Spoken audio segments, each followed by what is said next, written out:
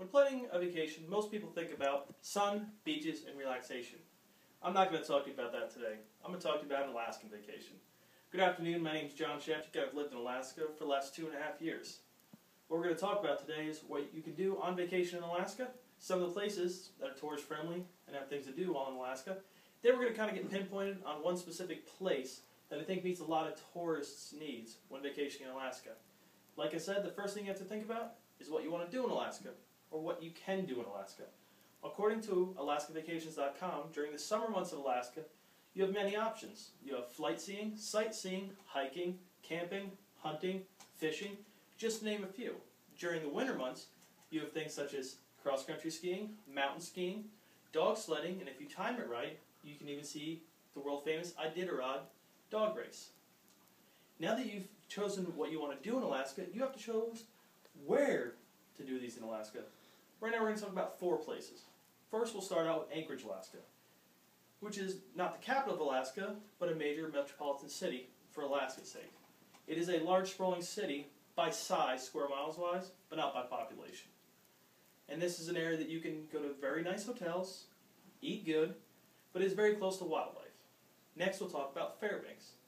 Fairbanks is in northern Alaska, just north of Anchorage, and it's commonly known as the hub to the north or the hub to the North Pole.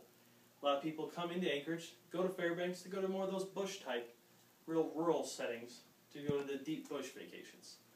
Next, we'll talk about Juneau, Alaska. Now, that's in southern Alaska, and it's the state's capital, and it's rich with heritage because of, how young of a state we are, how we were created. Next, we'll talk about somewhere I really like, Soldotna, Alaska. Soldotna, Alaska is south of Anchorage, and it is a fisherman's paradise. Kenai River, which is one of the best salmon rivers in the state, actually runs directly through it.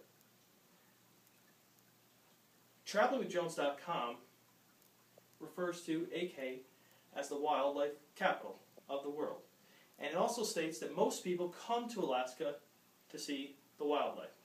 Now that we know that people come to Alaska not to go to the cities, but to see the wildlife, we'll talk about that one city I was telling you about, Soldotna, Alaska.